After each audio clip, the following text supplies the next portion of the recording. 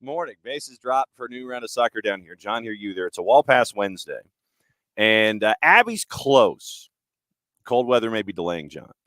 As you can notice, for those of you who are watching on the video side and may not be able to see this later, the boss has started, and I guess this is opening kickoff. We'll just go ahead and call it opening kickoff. Opening kickoff brought to us by our friends at Kickoff Coffee, kickoffcoffeeco.com. There's your QR code for those of you watching on Twitch. And don't forget, first off, thanks to everybody who has kicked off their day. Get it? Kicked off. It's kicked off their day using Kickoff Coffee. And, thanks to everybody who has done that. Don't forget to use the code SOCCER down here 15 to get 15% off your purchase. They, in turn, take 10% reinvested in youth games, youth initiatives. Very, very cool stuff from our friends at Kickoff Coffee and kickoffcoffeeco.com. All right. So you might notice, and I'm just going to go ahead and stand up and probably walk around the room here. The boss has started with the holiday decorations. She has started with the Christmas stuff, and it's all over the place. So as you can see, we have our choir and the singing. We have the trees of varying heights. We have the snowman. It's not an etching, it's a stitching. Thank you. So you got stitching here, you've got in the same face with the stitching, and that is actual wood. Okay, I didn't know if that was actual wood or not. So log and the descending order of the artificial trees to go with more choir. And you'll notice over here that we have the fire truck. Right. Keep going. Right in front of the Rhode Island FC scarf and the Atlanta United scarf with the 404 kid. So she's put up things, and there's Christmas boxes and things like that. And so what you may find over time is that the boss has decided she's going to start decorating. Not necessarily a surprise, but she is big into the Christmas decorations and such. So I didn't want anybody to be surprised or shocked with everything laying out this way. It's like, hey, wait a minute, is there Christmas stuff? Yes, there is Christmas stuff. And so the boss has already started with the Christmas stuff here. So if you see Christmas things continually being added to the set here at Office HD, it's because the boss has started and she is off and running. Morning, Abby. Morning, Alex. And we are going to be getting into what happened yesterday in Champions League. But my question for you this morning is, where are you in your decorations? Because of what you're seeing here. Yeah, it's almost December, Capsy, and so this is why I was getting into this as a question. Where are you in your process for changing your holiday decorations? Because the boss makes a point to try to stay as tight to the calendar as possible. Tight to the calendar as possible. And yeah, and like I said, Alex, we will be getting into it because there's a lot to dive into. She'll, leading up to Halloween, it's Halloween stuff. The second she can transition from Halloween to Thanksgiving, she'll do it for the month of November. And now that we're back in the house and the next one up and running is Christmas, she is transitioning, and she has been, and literally this morning, she was down here in the office because, the office had not been touched yet when it comes to everything going on here in the house. It's the other two levels she's been working on. But what she decided to do was get the alarm up and running at an insanely early hour this morning and come down here and work around what's going on here in the office. So actually, tell you what, I'm going to break the fourth wall. I'm going to move the camera a little bit so you can see what else is going on. So you see we've got the pickup trucks, the hats, all of the hats for the season, Christmas tree in the corner, all that kind of stuff. So that's where the boss is when it comes to assembling all of the gear for Office HD here in the holidays. So the boss is up and running. And so what I wanted to know is, where are you in your transitions for your holiday homes? And I didn't know if once the clock turned, if that meant that you as well were up and running and trying to get things squared away so you could be as representative of your Decembers as possible, or if you were late to the game, or if you kind of paced yourself and did some things and, like windows on the main level so people could look at the main level, and then you work on the other levels because people aren't looking like in your basement or in your office or in your upper level. So I wanted to know this morning, where are you in your decorations? So Kefsi, I'm assisting with ornament construction remotely. Nothing up here that isn't fall like gray. Abby hasn't started yet, and her holiday begins December 7th at sundown. Have to start pulling out all of her Hanukkah, the candles and the decorations. Alex converted to full Chrismukkah last Sunday, and Alex says, yeah, it's always Thanksgiving weekend when the transitions start for the family piscine. So yeah, so like I said, I didn't want you to sit there and go, hey, wait a minute, things are different here in Office HD, because yes, we have choir members, we have descending orders of trees, then we have descending orders of trees on the other side of the piano. That's what this is. If you guys have always wondered, that's a piano, and it's great for hanging up scarves and things like that, and making sure that the notifications of the day are what they are. But yeah, this is an old piano. It's great for holding things up. So yeah, I didn't want you to be confused. So like I said, red truck.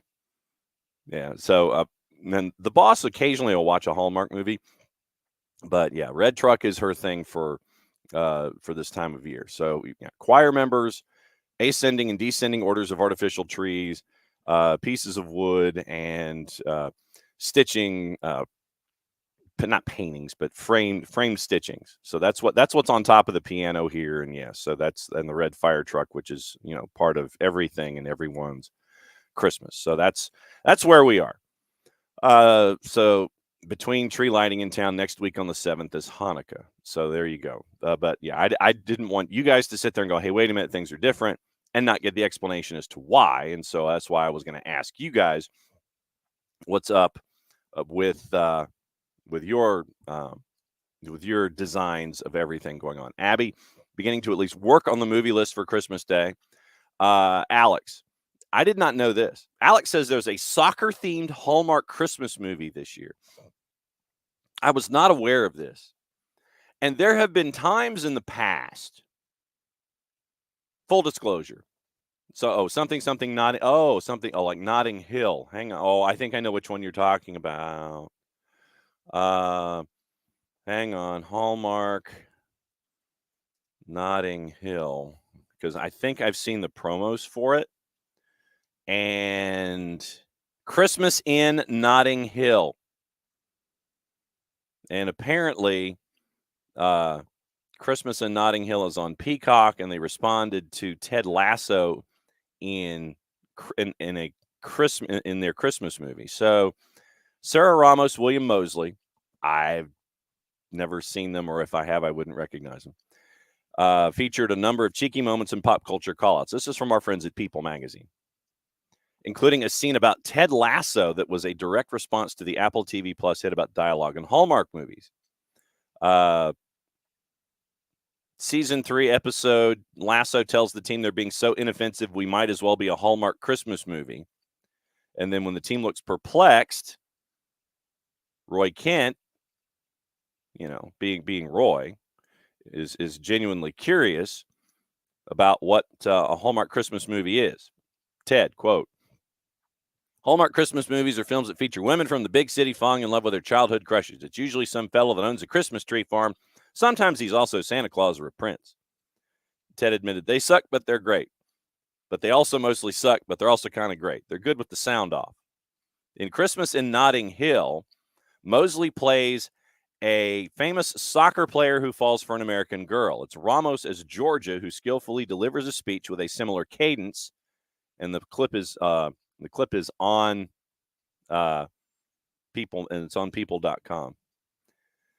George's father admits he spent the flight to London watching Ted Lasso. Graham jokes the show depicts exactly what it's like to play professional football, to which George sassily says, your coach is an American football coach turned soccer coach with no prior experience who bakes biscuits and makes motivational signs, is heavy on the folksy charm and still doesn't know what offside is. And Graham quips, precisely, minus the mustache. And it was no accident that they did it, because they were filming in London. Male leads a professional football player. So it was on purpose. Christmas in Notting Hill. That's the one, and Abby doing the public service. This was the one, yes. This was the one that I knew of, a winning team where Christopher Palaha and is dressed in purple with Nadia Hatta. I remembered winning team, and he's supposed to be on. He's like a washed up athlete, and he's now back home coaching. And so she's a temperamental player who is on suspension and things like that. So, winning team. It's like, when Abby, when you link to it, I remembered which one it was.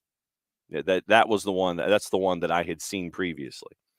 And I'll go ahead and admit it. I watch Hallmark and Hallmark Movies and Mysteries. As a matter of fact, it's on right now. This time of year, there you go. I didn't know that Chris Jericho had a Christmas movie on Hallmark. That's a good one, Rich. I did not know that. That's wild, wacky stuff. I did not know that. Chris Jericho with a Christmas movie. Wow. Did not know that. And I wonder, does the crowd sing Judas?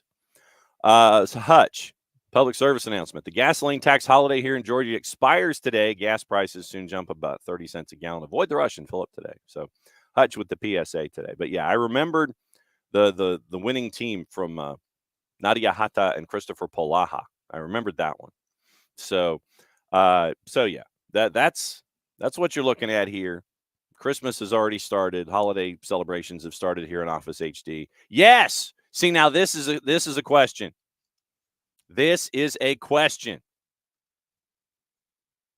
Absolutely. Is Die Hard considered a Christmas movie? Rich Ransom is like, no. Here's your QOD for the day. Since we're almost in the month of December, we'll go ahead and start December off with a question. Is Die Hard a Christmas movie? Is Die Hard a Christmas movie, people? I would say yes. I legitimately would say yes. Because I thought I remembered the producer of the movie being asked, and he gave an answer. So we're still in opening kickoff. So this is open. This is open season. This is territory we can go here. So, all right. So I'm using the Google machine with the question. I'm using the question. So, Men's Health. Bruce Willis said no. Die Hard is not. Wait, hang on. So did Bruce Willis say this? Did Bruce Willis say that Die Hard is a Christmas movie? Hang on. Okay, so apparently one of the film's screenwriters, Stephen E. D'Souza and Bruce Willis, they disagree. So all right. So our friends at the Pioneer Woman.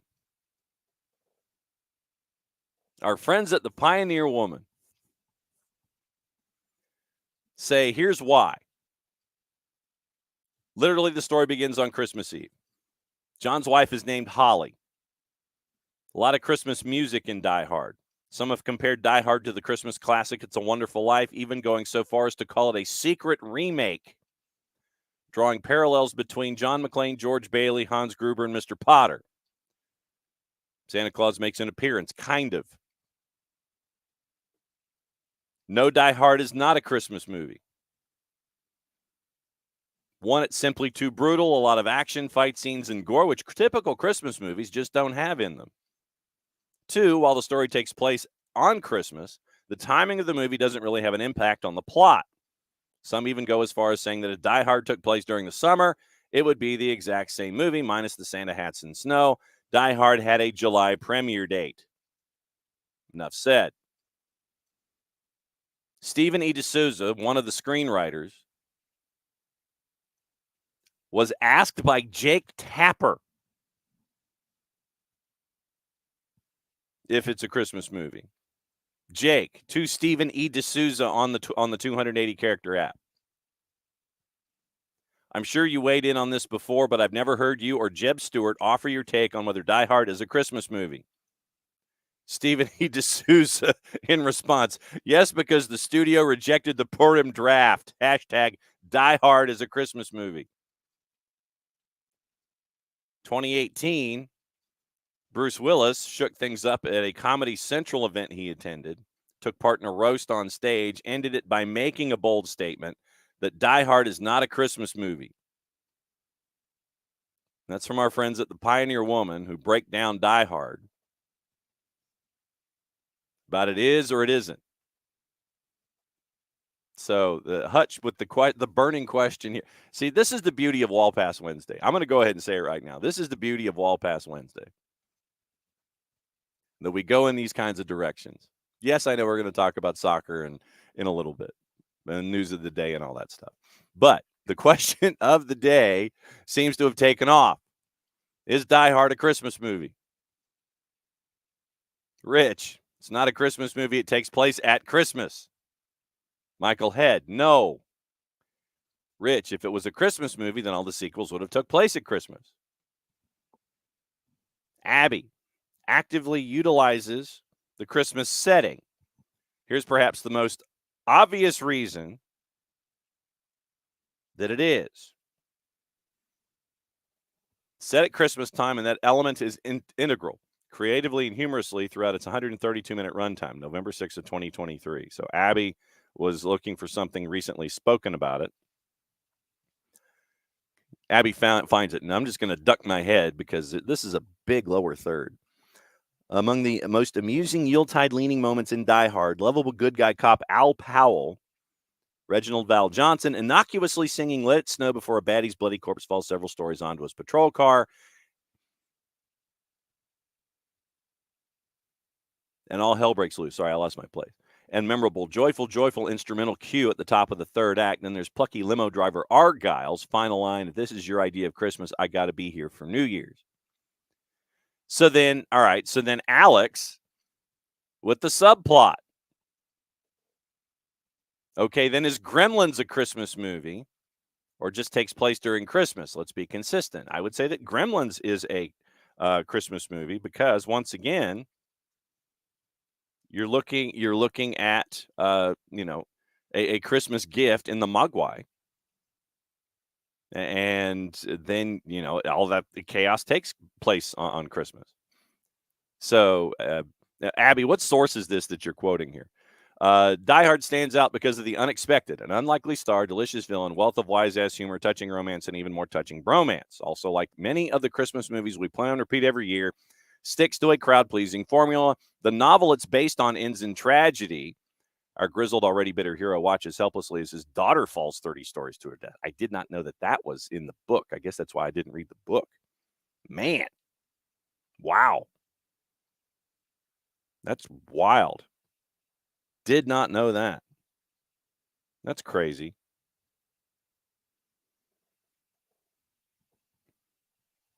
Yeah, so Abby, where are you quoting this? But yes, for me, then by logic, Gremlins would also be a Christmas movie. So that's where we are. Discussing on Wall Pass Wednesday's opening kickoff whether Die Hard is a Christmas movie or Gremlins is a Christmas movie or both. There's definitely a place for bleaker, even outright downbeat thrillers when they're done right, but the filmmakers of Die Hard were right to heavily rework the source material. Die Hard is a Parade, thank you. Rework the source material. Die Hard is a nuanced but streamlined hero's journey. We root for him, he wins. So Abby quoting Parade magazine about Die Hard and being a Christmas movie. So yeah, so that's where we are with all this. So Die Hard is the discussion, and continue the discussions. Is Die Hard a Christmas movie? Since we're within 30 days. Oh, and by the way, I have my I have my falling Hans Gruber. I have my falling Hans Gruber, which you sit there and you adjust for each day leading into Christmas. So starting December 1st, Hans Gruber starts to fall from the top of Nakatomi Plaza. I might bring that over here one morning just to kind of show you. While we're thinking about it, remember, and Abby, yes, I know, the box is on its way. So once again, we are reissuing the Atlanta is American Soccer Vic Crow quote scarf. We are reissuing this for the holidays to help out our friends at the Marshall Islands. They want to try and do some things in 2024, and we're going to try to help them out. So if you did not get this first time around, or if you want more of them as a possible Chris Kwanzaa gift, then let me know. Send a DM and we can get this squared away. 25 plus shipping, and we'll go from there. But yeah, we're reissuing this one, and we are also in the works for a follow-up in 2024. Like I said, we want to help out our friends at the Marshall Islands. They want to do some things here in the United States. Abby, you are first on the spreadsheet. So once again, we are reissuing the Atlanta is America is a soccer city scarf, the Vic Crow quote. We're reissuing this, and we are starting a second scarf in design as a follow-up for 2024 to help out our friends from the Marshall Islands. So there you go. But yes, so this morning, yeah, we'll let the Abstermobile go out in a blaze of glory, and we can help out there. But yeah, Christmas movie, yay or nay? Gremlins and or Die Hard. Like I said, we're within the 30-day window for discussing things about Christmas, and it's a Wall Pass Wednesday, so there. So there you go. All right, that was opening kickoff, brought to us by our friends at Kickoff Coffee and kickoffcoffeeco.com. There's your QR code for those of you watching on Twitch. Don't forget to use the code Soccer Down Here 15. They in turn take 15% off of your purchase when you kick off your day with Kickoff Coffee. They, in turn, take 10% reinvested into youth games, youth initiatives. Very, very cool stuff from our friends at Kickoff Coffee and kickoffcoffeeco.com. Bart Keeler is now being moved to Mondays at 10:30 because I forgot that Bart actually has to go into work now. And so Mondays and Fridays, I think, are the 2 days that he is not going into work. So we'll have Bart come on Mondays at 10:30 for the weekend review. And we'll break everything down with Bart that sticks in his mind. But we do have a lot of reffing down here. And it probably starts with the PSG and Newcastle. And yes, Alex, you can go ahead and raise all holy you-know-what about it. We will discuss. Here we go. Yesterday, you had a moment at 90 plus 3. It was a 90 plus 4. And the wonder of whether or not it was a penalty turned into a look at VAR, turned into a penalty, and there in turn ended up a fantastic result. What would have been a fantastic result in the group of death for Newcastle had 2 points pulled away. And like I said, yes, Alex, you can stomp your feet and let us know what you think about it. And I know what you think about it, but let us know anyway. So there's been fallout because of this. And I thought about bringing the conversation that was had from our friends at CBS Sports about it yesterday. They had Christina Uncle on the table, and it was being with Jamie Carragher and the group. They're in Miami looking at this match day for Champions League. But it turned into more of a yelling, screaming, ranting, raving, playing to the crowd kind of a thing. And so I decided against running it. But here's what went down. The VAR at the center of the penalty controversy has been removed from Champions League duty after authorities concluded both he and the referee were at fault. In a clear sign, this is from our friends at The Telegraph by Tom Morgan. In a clear sign, UEFA believes the officials got it wrong before Kylian Mbappe leveled from the spot. A new official will take over Tomasz Kwiatkowski's duties for Real Sociedad and RB Salzburg. Simon Marciniak will face no action, however, as he was already due to be absent from the next round of matches because of the Club World Cup. UEFA confirmed the VAR replacement without giving any reason, but the handball decision was contrary to its own advice to match officials at the start of the season. The 96th minute penalty, okay, so I was 2 minutes off. The 96th minute penalty decision prompts screams of dismay from Newcastle and TNT England pundits alike. Marciniak had turned down one early spot kick appeal. He initially looked minded to wave away another when Tino Livramento closed down Ousmane Dembele, with the ball initially ricocheting onto the defender's chest before glancing his elbow. So, yes, you see it. In the video, it hits him in the ribs and bounces up and hits the left forearm of Livramento. So, body, left arm.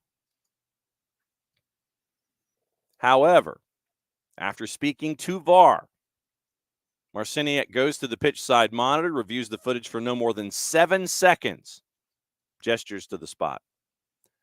The law states that a handball should be given if a player deliberately touches the ball with their hand or arm, for example, and this is in quotation, moving their hand or arm towards the ball, and mentions making the body unnaturally bigger. In April, UEFA Football Board held their inaugural meeting in Nyon, Switzerland, and recommended, quote, that UEFA should clarify that no handball offense should be called on a player if the ball is previously deflected from his own body, and in particular when the ball does not go towards the goal. Sources with understanding of UEFA's position maintain the referee and VAR had made a mistake rather than following the wrong guidance. Those with knowledge of refereeing in the Premier League said there was no chance the penalty would have been given in England's top tier. Yeah, because remember, UEFA's guidelines are tougher than those of the Premier League. Kwiatkowski, a VAR specialist from Poland, rated one of the best in the world, but will be replaced by a German match official for the next fixture. UEFA has a policy of not discussing incidents on the field of play. The draw kept PSG 2 points clear of Newcastle in Group F. Newcastle now has to win their final home match against AC Milan on December 13 and hope PSG fail to win at Dortmund. So, with it being a tougher guideline, that's what you end up with. Follow-up article. And once again, when you end up with more than one writer on a story, you know that's big. Edwards, Hackett, and Morgan. Edwards, and all three of them had their own little paragraphs. Luke Edwards denied one of the most famous victories in European history. Like I said, this is Edwards, so it's a mix of commentary and of what happened in the match. Penalty labeled a disgrace and a robbery by pundits. And I think Alan Shearer actually dropped an F-bomb and an S-bomb on his 280-character app.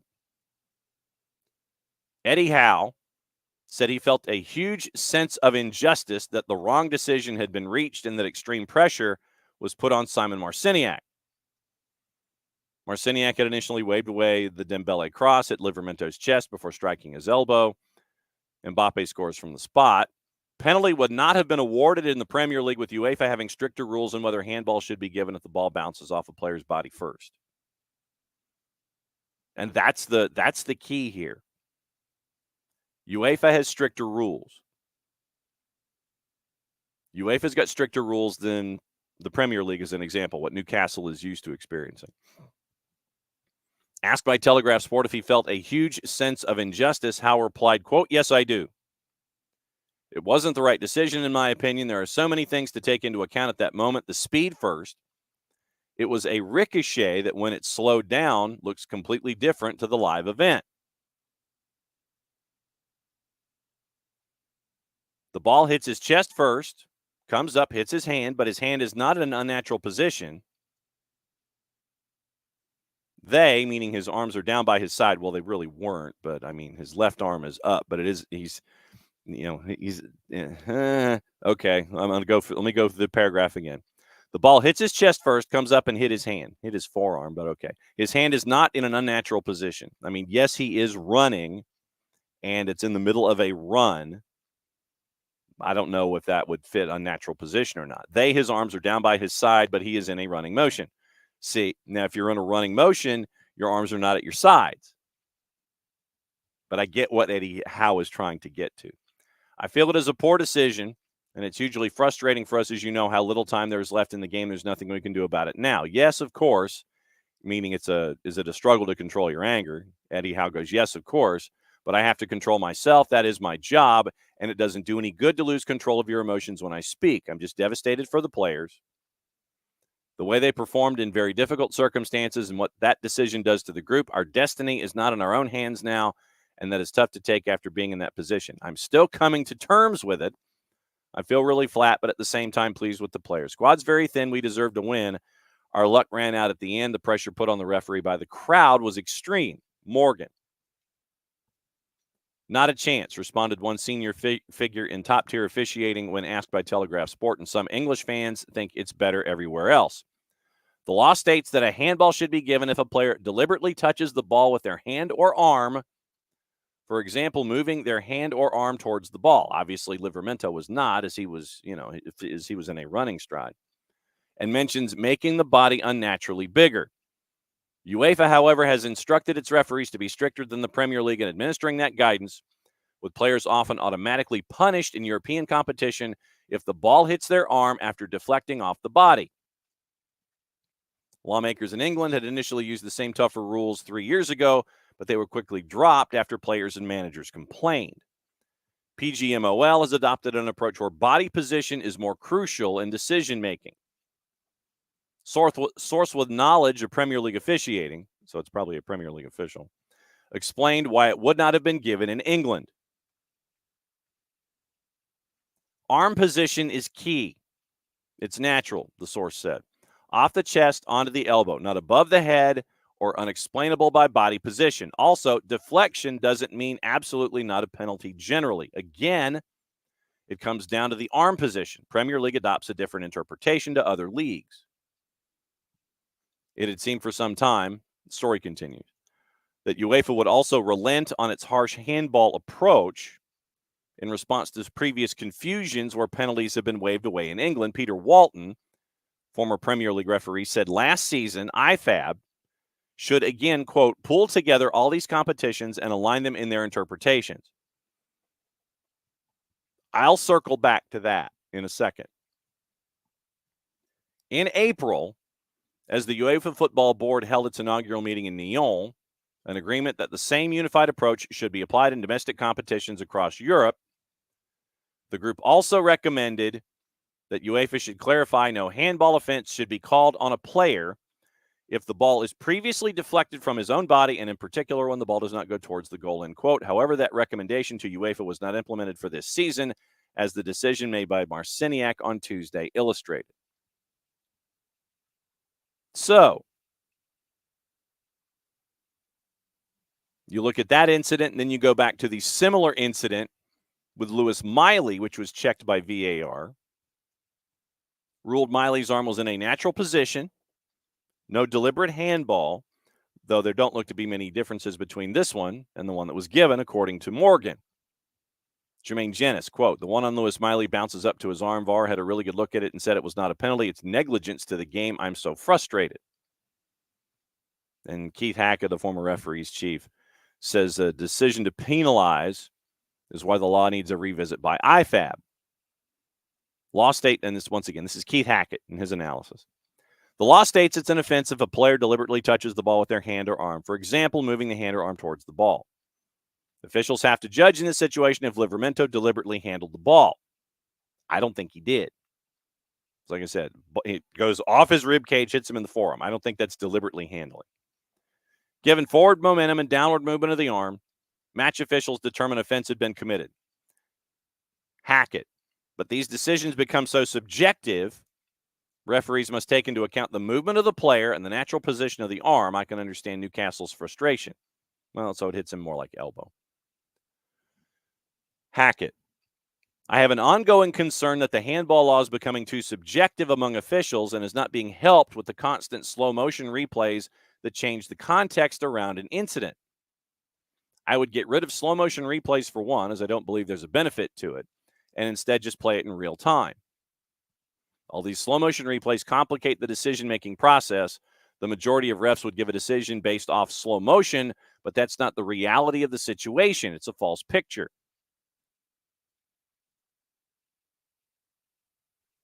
Last April, once again, UEFA board recommended that there should be clarity that no handball offense should be called on a player if the ball is previously deflected from their own body. Recommendation was not implemented. Hackett says best way forward is to make things a lot simpler as regards to the handball law and apply it across all competitions so there's consistency in decision-making. Rework the law, make it simpler. Merely is it a deliberate handball or not, and do away with the slow motion replays when we may begin to see progress. Okay, so let's go back to the larger picture here. I think, once again, the main issue here is UEFA's interpretation versus what Newcastle is used to in the Premier League.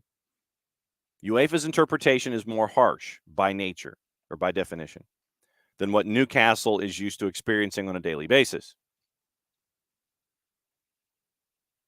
Over time, going into a competition, you probably, as a Premier League manager, should remind your players, hey, it's different. Be careful. Just as like, wearing a hard hat, going to work. Look, hard hat and a vest, it's a little different.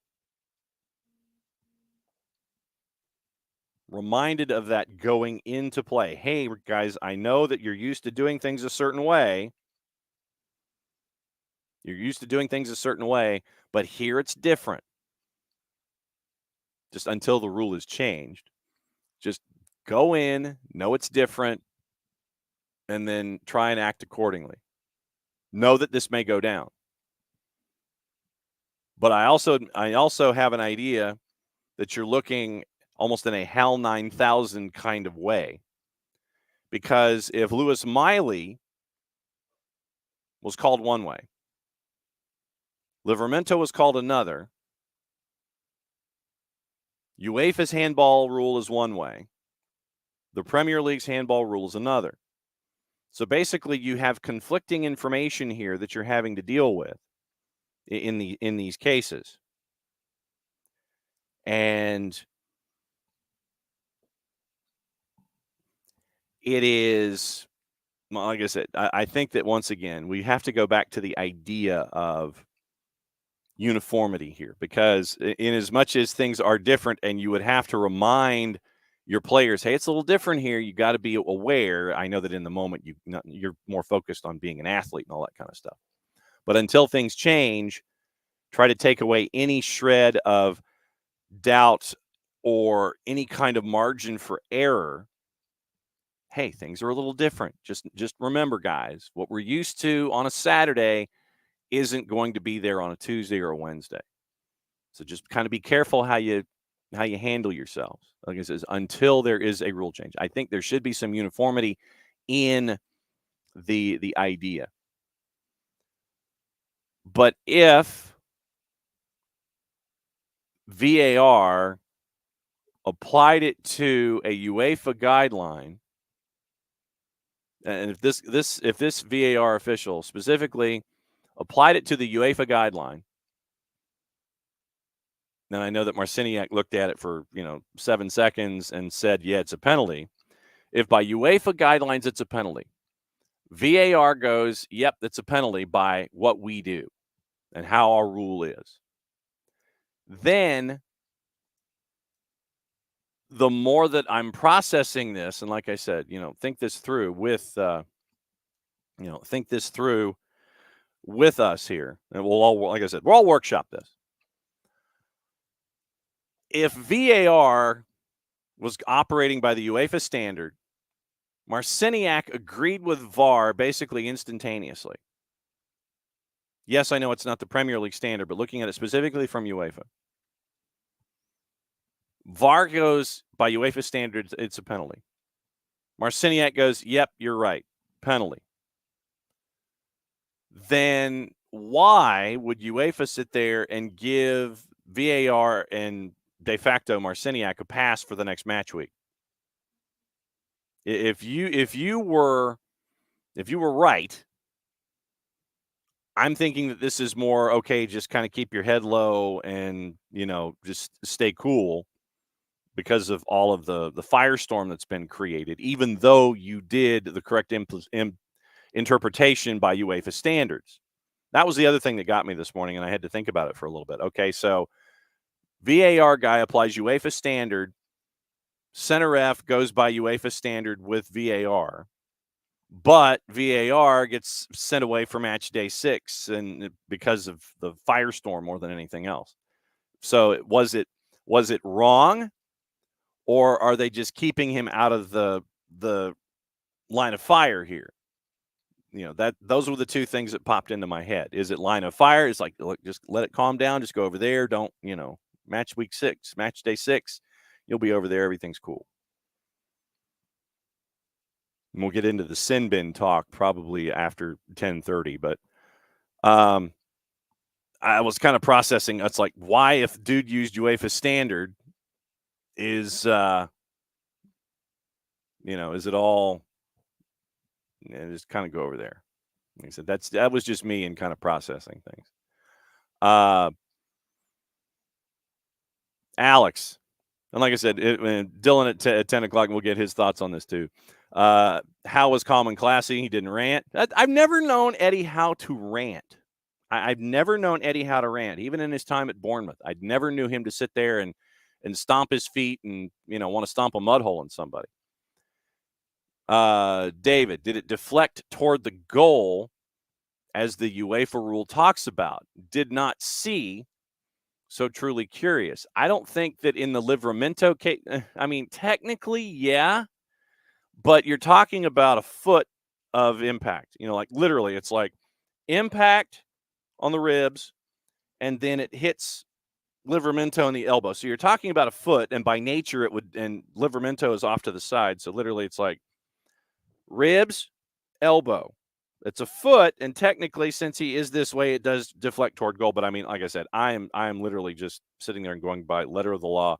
Yeah, because he was sideways and it was a profile and it goes off his ribs and off his elbow. Technically it did, but in the grand scheme of things, it was a foot of movement in the grand scheme of things inside the 18. Diagonally backwards and central. Down and to the right. Tom, I didn't think it should be called. Arms in a natural running position as the ball deflects off his side. Shouldn't be a handball. It's not that conflicting. If it fits UEFA rules, it does. Haven't seen it. And that's the thing. It's like if okay, so Don Hutch, if you're doing Tom, please tell me that that's for public service. Did you find the play as we yeah, Don, okay. So let me see if all right. So where was I looking? But I don't want to sit there and go someplace where you guys can't click on it. So handball, Newcastle, PSG. Let's do that to start. And go. Let's see. I'm trying to find the actual video itself. Yes, Ally McCoist is furious, blah, blah, blah.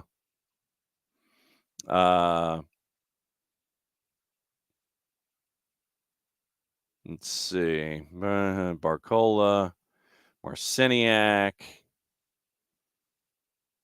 Donnarumma, Livramento. Where's the penalty? Okay, found it. All right. So, as a public service, here we go. I found a copy of the slow-mo, and that's another part of it. Yes, Don was very bothered, and I've got that. So, I've got that up. Thank you, Tom. So there's the play, the Livramento handball.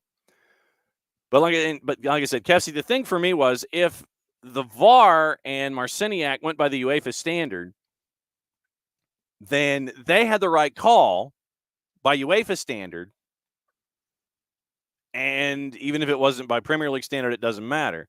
If it was by UEFA standard, they were correct, yet at the same time, they're going to sit for match day 6. That was the other part that was like, okay, yeah, I'm guessing it was just firestorm, go over here, just let it cool off. Rich, I'd let the governing bodies try to get on the same page in the offseason. Remember, they tried in March, but then they disagreed. And Kevsey, replay should be at game speed. And that was the other element in this that I wanted to discuss here, is that it should be that's the other thing. It's like, I think the play in and of itself, I think slow-mo helps, but in the grand scheme of things, I think it does need to be at some kind of speed that is close to game action. I think that when you're looking at, if you want to sit there and clarify something, if it's margins and you need to look at something slowly, then I'm cool with it. I'm cool with slow-mo, but I get the notion of wanting to see something as an act at full speed. I get that. Tom Russo during the Lord's production work, Don Hutchison says, with using the hashtags ref, VAR, and laws, and so followed by 70,000 folks on the 280-character app. X-Pro, Liverpool, Everton, West Ham, Sunderland, Scotland, Blades, Pools, Covington, Luton Town. Wow, played a lot of places. I'm telling you now, and this is Don Hutchison from this quote, or from this 280-character statement. Telling you now, managers and players will now start kicking the ball off defenders' arms on purpose. I would if I was playing. Every time I was in the box, I'd kick off a defender's arm. Don't be surprised. So, Alex, I fixed VAR a few weeks ago. Well, I mean, it could be both in and on Twitter. Just waiting for them to implement your simple enhancements. And so, I can't wait. So in Nyon, then that's true. So then what did you do if you fixed it? Well, I can't follow folks on the Twitters because at 5,000 they stop you and you can't follow more.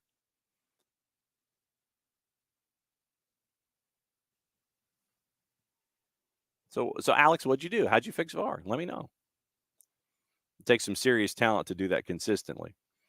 And so here we are again for the umpth time discussing VAR. There would have been the same discussion without VAR. So how is this better? Well, and Michael, I mean, and you're also dealing with you're dealing with different organizational bodies with different rules and implications. You're dealing with what was close to the same situation twice in the same match. One got it called, one didn't. And so it's more, instead of it being a VAR discussion, it's a discussion about the rule itself and how governing bodies have different interpretations of what they think it should be. That's the discussion today. It's not about a VAR discussion. It is about the rule itself of handball. That's what today's discussion is. And how if UEFA has one thing and the Premier League has another, then you've got to be prepared for both rules currently, the way that it's being implemented. And so that's where we are today with this. It's the idea of this is not a VAR discussion. This is a discussion of handball and how in different parts of the planet, literally separated by the English Channel, things are different. And as many times as folks want to go under the same roof to discuss things, if they don't agree, then you're stuck with two separate sets of rules, and you end up with interpretations that have to be different, and you end up with the harsher interpretation being different because of the competition that they're in, and we end up with the mess that happened yesterday. So with VAR, without VAR, I mean, if you just want to make it a VAR discussion, I think without VAR, I think that you end up with Miley obviously not happening. I don't think Livramento happens unless it's seen by, one of the ARs or by Simon Marciniak. But now today it's a discussion about the rules of the game, the laws of the game being different in different places.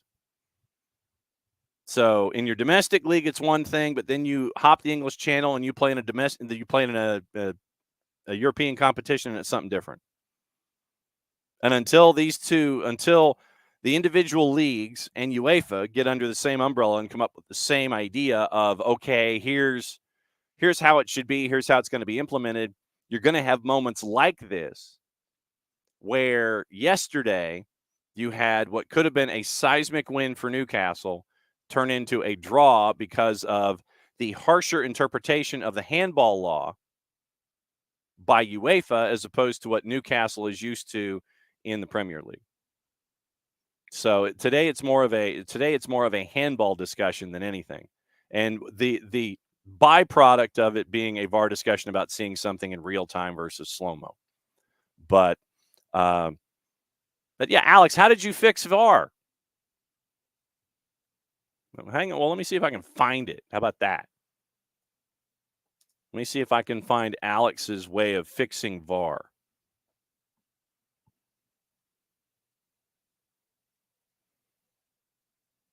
As I sit here and scan down, I'm looking in how far back did you do this? I'm sitting here and scanning back, and you're looking. I'm back in your. Well, no, but I'm looking at it through the SDH Twitter account. There's Rocco Rios Novo in the belly of the beast on game day. Footy. Here we go. Okay, let's fix VAR. All right, found it. Found it. All reviews in the booth and on the monitor have to be at full speed. Ensures only obvious errors identified, no slow-mo. No more scrubbing for fouls in the build-up to a goal. And the ref has to go to monitor for every review. Accountability. Reviews in the booth on the monitor, full speed. I get that, but like I said, I think that looking at something, and at a slower speed helps in the minutia of what you're looking at, in the finer details. No more scrubbing for fouls in the build-up to a goal. I don't know if that's ever going to happen. If a foul started, it's like advantage. Ref has to go to the monitor for every review. And I could understand that too. Okay, so Alex, those are Alex's suggestions for VAR. And D. Graham, someone is not doing their job properly. Tom Gary, a new FIFPro survey reveals that 22% of FIFA. Oh, this is a separate story. Okay. So I'm going to hang on to that separate story. Okay. I thought it was going down the road that we're on, but I'll hang on to that one, D. Graham. A FIFPro survey revealing 22% of FIFA Women's World Cup players didn't have an ECG. 10% didn't have any pre-tournament medical exam, despite it being mandated by regulation. So we'll get into that with after 10:30. Tom, I don't think the differences in the rules have anything to do with the players' play. Are we suggesting Newcastle players acted differently yesterday because he was playing in a UEFA competition, not the Premier League? I think it's a big stretch if that's what we're trying to say. That's not what I'm trying to say. I'm just saying that they're going to play as they play, but they should know going in, or at least be reminded, hey, UEFA's rules for handball is different with how the players are playing. I don't think they're playing differently. I just think that at least going in, until there's uniformity in the rules and the laws of the game, hey, UEFA's a little different. I know you're not going to play differently, but at least put the thought in players' minds that something may happen, that you have to be made aware. It's like a public service announcement for being at a UEFA event. I don't think they're going to play differently, and I'm not going to say Newcastle players acted differently. I'm just saying that going into a UEFA situation, have the more with UEFA and the handball law and how it's implemented. So that's kind of what I was getting into, Tom. It wasn't that it wasn't one thing or the other. So I don't think Newcastle players play differently. I just think that like I said, the more do that. Alex, big thing is that we don't want to re-referee. No, slow-mo gives an advantage that the on-field ref cannot possibly have. It's not an alternate angle. Maybe you would have seen with different positioning, rather superhuman ability. Yeah, and I get that. Like I said, I get the idea of chasing after something at real speed. But I know that once again, in wherever we have video review, I think that when you slow something down, I think you're looking for something.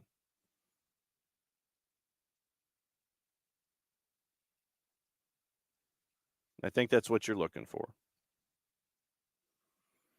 And that's an interesting piece of news from yesterday that I'm just seeing today.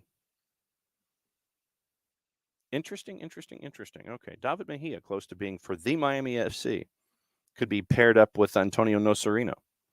So we will keep an eye on that. David Mejia possibly moving to the Miami FC in the USL Championship.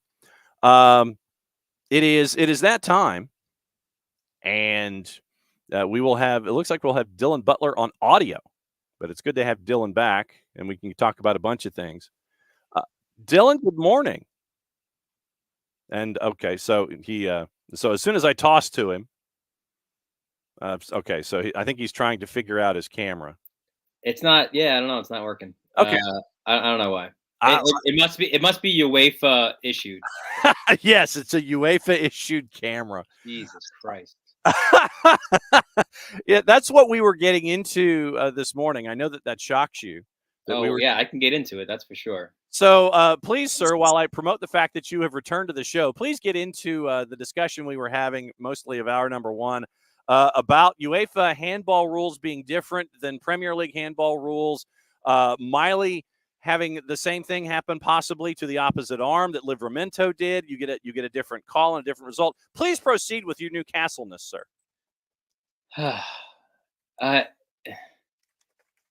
I mean, look, here's what I don't understand, right? In live time, you thought there was an issue, there was going to be a problem with so many penalty shouts, and once and I think I think the commentators had it spot on, right? They were like, "Oh, this is going to be a pen because look, he's going to the monitor. This would appear to be so," and then it was as clear as day, right? Like it deflected off the body onto the arm. There's no reason for that to be a pen. And sure as ish it was, right? And then, right, arguably the best player in the world, outside of the guy who plays in Miami, scores the goal. And now, Newcastle go, in this group of death, they go from likely just needing a draw at home against Milan, which, you would probably put pretty good odds on, right? To advance, to now it not being completely in their hands. And now you need help from Dortmund and and then for UEFA to, I don't know if gall is the right word, but to have the cojones, right, to come out The grapefruits, yes, sir. the day after and be like, yeah, you know what? Listen, man, our bad. The guy's not going to work today. Oh, cool. Great. Thank you. Thank you, because that completely rectified the entire situation. We knew it shouldn't have been. Everyone knew it, right? Like if you're watching it live, you knew it. And here's the thing. If this was 5 years ago, if this was 10 years ago, and a penalty was given, which, by the way, it wasn't given on the play live by the official. So now it's right, clear and obvious are the words, right? If a penalty was given by the official in live time in the speed of play, you could almost live with that, because you go, look, listen, man, he doesn't have replay at his disposal, right? It's it sucks for Newcastle, but until if there's ever a day that replay is used, then they'll get that right. Well, guess what? They didn't. They got it wrong. And it's infuriating. Like I almost wish that UEFA didn't come out with a statement And just kind of buried the lead. It's just like, because the points aren't given back, right? Is there a subsequent statements coming out? Well, after reviewing, especially considering the time of the game, Newcastle will be awarded the 2 points that they were wrongly taken away. No, of course they won't. But because also, you look, obviously, I'm not stupid. There's no guarantee that they don't score after that, right? Like yeah. if you can't, that's not the last play of the game. Obviously, there were a few more minutes. There was a great opportunity. They almost scored another goal. On the night though, they couldn't find the net without help from the official. So yeah, it's now my only solace, if there is solace in the situation, Yeah. is that it's not the final match day.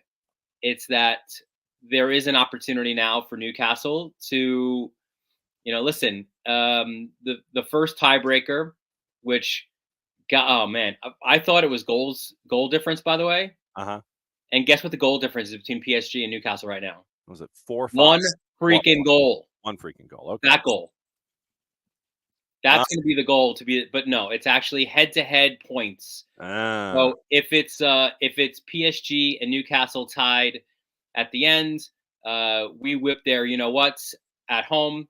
They were fortunate to get a draw on the road at home, I should say, in Paris last night. So we would go through on the head-to-head. We would finish second, but again, we've got to play it through,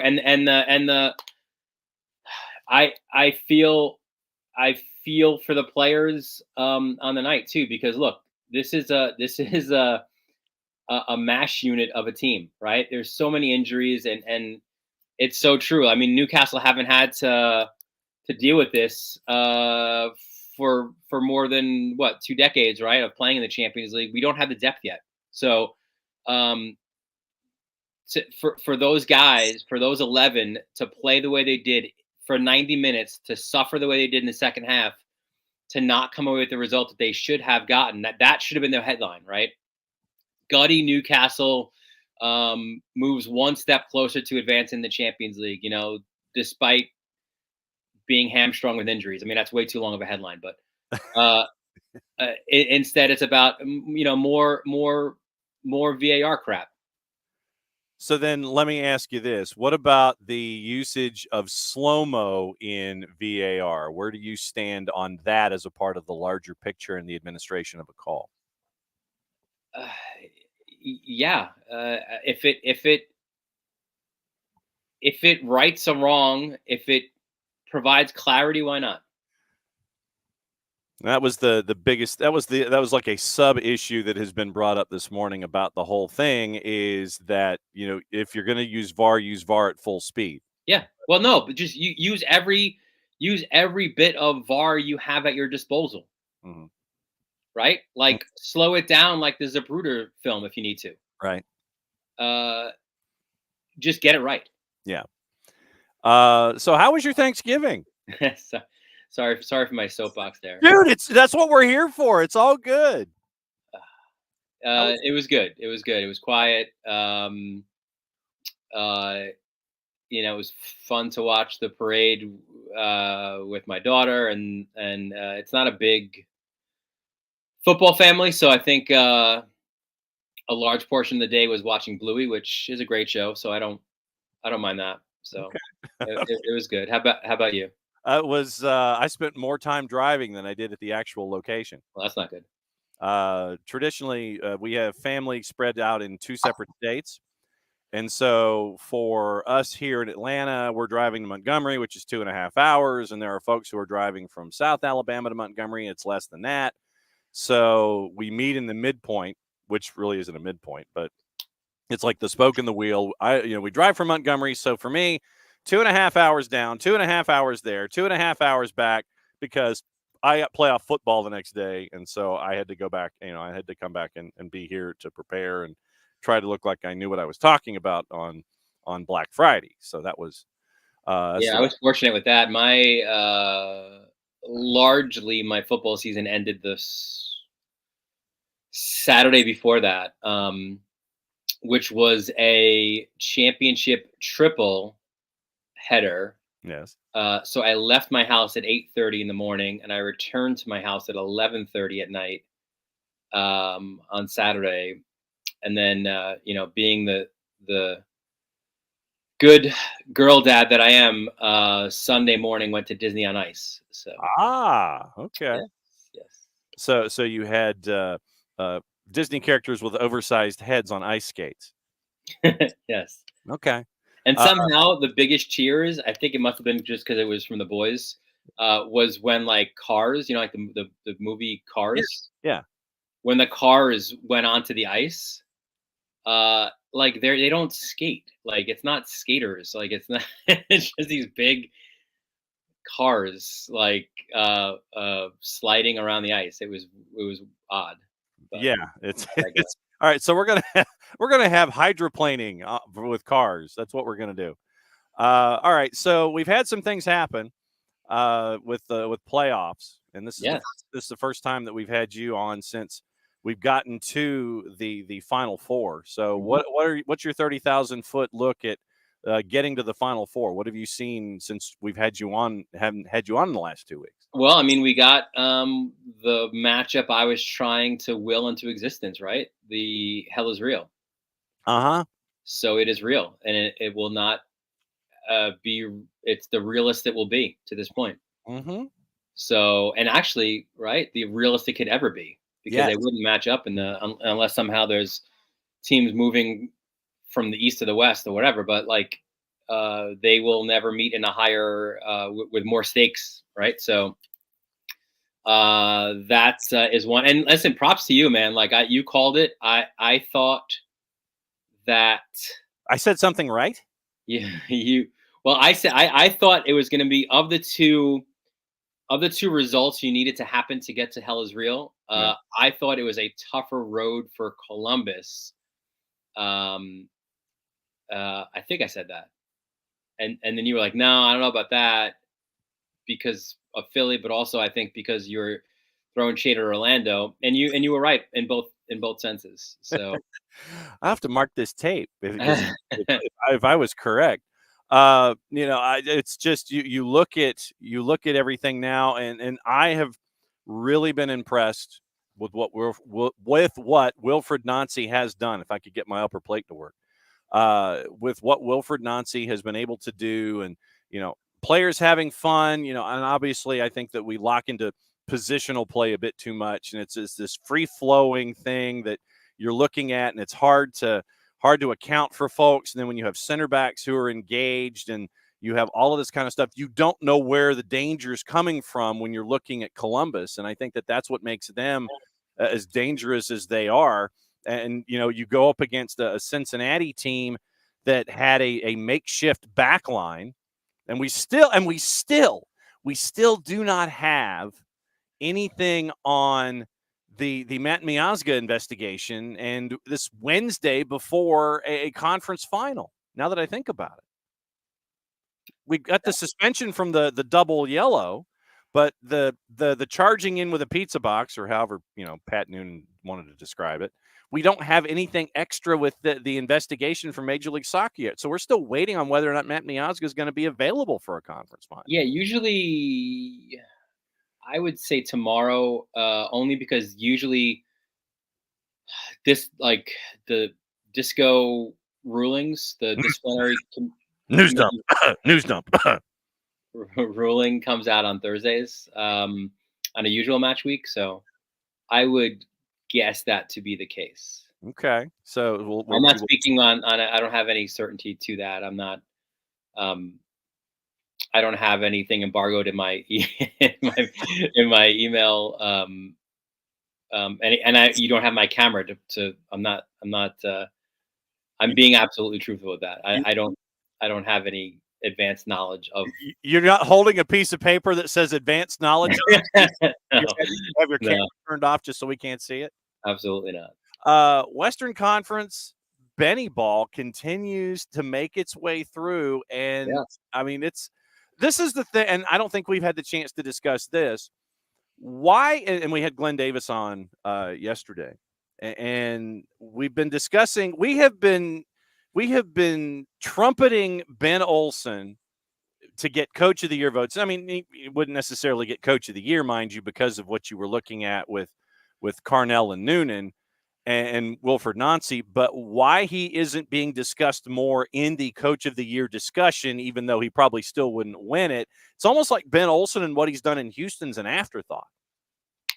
Yeah, in so many ways too, right? And like even look at Sunday's 2 games, right? And listen, I'm in a salty mood, so nothing wrong with that. But honestly, it did look like, didn't it feel like it was like the varsity and the JV games, like the varsity semifinal was Seattle LAFC, and you would have said that should have been the final, right? And whoever was advancing out of that was going to clearly be the favorite against whoever advanced out of the other game, right? Between Houston and SKC. That's just the way it was in the West. So even on the day, like, they were an afterthought, right? Like, you were like, oh, cool, this is the appetizer, so we can get to the turkey and the stuffing and mashed potatoes at Lumen Field. So but yeah, listen, man, huge credit to them. And I think and I was on the desk Sunday. I was on a few of those press conferences, and he's said it throughout the season, so it's not like it's new information. But huge credit to them too, where it's not just makeover for makeover's sake. It's not just replacing this guy with another guy who has similar traits, if not better, maybe younger. They went after winners, right? Like guys who, whether it's in this league or other leagues, who have won trophies before, and put them into that locker room. And that helps change culture quicker than anything else. So it's one thing if the manager says this or that, but it's another thing to have guys who have been through it. And in the case of like a Franco Escobar, as you guys well know, in Atlanta, that's true. Guys who not only have been in it but have played massive roles in it, right? So I think that was huge on their part. I think that was wise on their part, and yeah, they're just humming along. I mean, listen, I think honestly, once they made the playoffs, it just felt like it was gravy from here on in, right? Like they were well ahead of schedule for their resurgence, or whatever you wanted to call it. And now they're still playing with house money, right? Like they're going to go to LA as this underdog, as they've been all year long, right? As this dark horse that no one expects can do anything. And I think maybe even the first question of Olsen in the press conference was about his team's road form, right? Like, so already it was setting up like, well, you guys don't win on the road. How do you change that? Well, all right. 30% of the teams win on the road in Major League Soccer.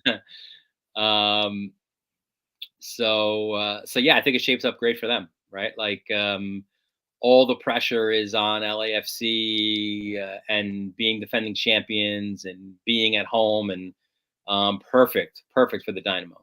Well, and I mean, with LAFC, I would maintain that they still haven't been right after exiting CONCACAF Champions League. It's something there that's, I mean, you look at Denny Bouanga, and no doubt about it with what he's been able to do, but it seems like Carlos Vela, all Carlos Vela wants to do is try to draw fouls and complain when he doesn't get the fouls drawn. And he is not the same individual that he was even last year. I mean, Carlos Vela his productivity has fallen off, and it's just like, it seems like, in the back line, why in the blue-ish Seattle isn't running at Giorgio Chiellini all night long? 9,000-year-old Chiellini, why are you running him into the ground? That was just, I'm like, serious. Why? I feel like Ross. Why? I have too many questions with LAFC in general, but going to BMO and that building, Obviously the 32-52 plays a big part in this. And then it seems like, I don't know why this is, but at BMO specifically, where LAFC is concerned, if they get one, then that momentum is there, and they keep pushing and pushing and pushing, and it turns into 2 and 3 almost instantaneously. I don't know any other there are a whole lot of buildings that do that in the Western Conference, but it just seems like once they get that one, the field tilts, and if you don't hang on, then it's going to get ugly quick. Yeah, and their keeper has his mojo back, right?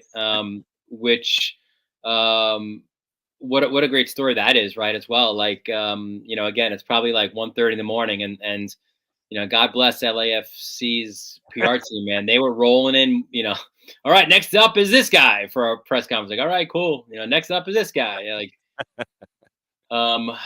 but Gray Post's been big. He was fantastic in that game against Seattle, especially, and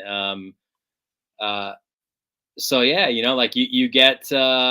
There's so many great storylines in this one as well, right? It's not the classic rivalry that Hell is Real is, and the hatred that comes with that. But you've got listen, if you're from Mexico and you follow MLS, you've got another like you did in the last round, right? With Polito and Herrera. Now you've got Vela and Herrera, right? You've got the darlings of MLS, right? The flashy LAFC side against this hardworking machine that's in Houston, right? You've got Benny Ball against whatever you would call it for Cherundolo. Like there's a lot in it. I think both games are going to be hugely entertaining and certainly intriguing. Again, I think I that's what I thought LAFC. If you would have put LAFC Seattle as the Western Conference Final, I would not. I think that probably had a little bit more to it, if I'm being fair, than LAFC Houston does. But still, we're going to be tuning in. That's for sure. It's going to be a lot of fun. Juice boxes right now, or actually, sorry, Christmas side dishes. FC Cincinnati is a plus 121 at home. 90-minute draws a plus 247. Crew are now down to a plus 214. I'm thinking 90-minute draw here to plus 247. 90-minute draw, huh? Yeah, I'm thinking. I think that Crew probably tries to slow things down. It might be 1-1, 1-1, 2-2, somewhere in there.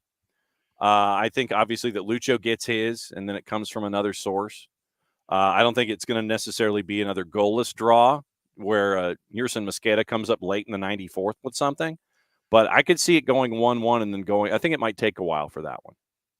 Here's a question for you that just kind of thought up here. When you look at the losers on this weekend or this past weekend, yeah, whose championship window is really close, and whose window is a little bit left open, like between Philly and Seattle?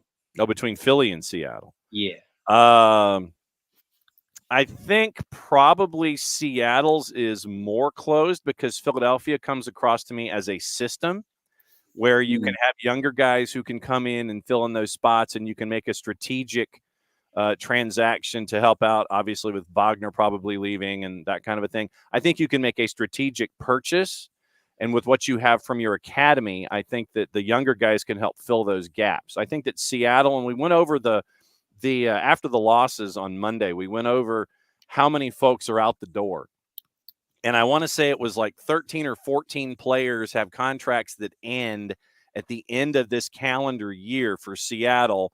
And it was Rusnak, it was Ladero, it was Rui Diaz. I mean, you had a lot of the big guns for Seattle who are out of contract.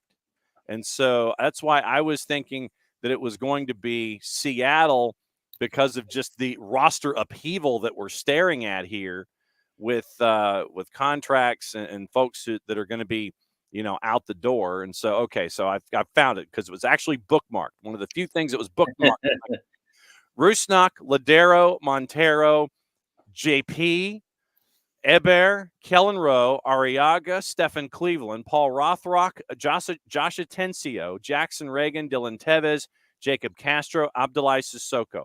That's your 2023 end of the calendar year, folks, that need to have decisions made in very short order when it comes to Seattle. I would say Seattle more than Philly.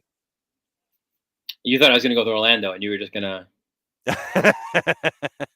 poop on them a little bit.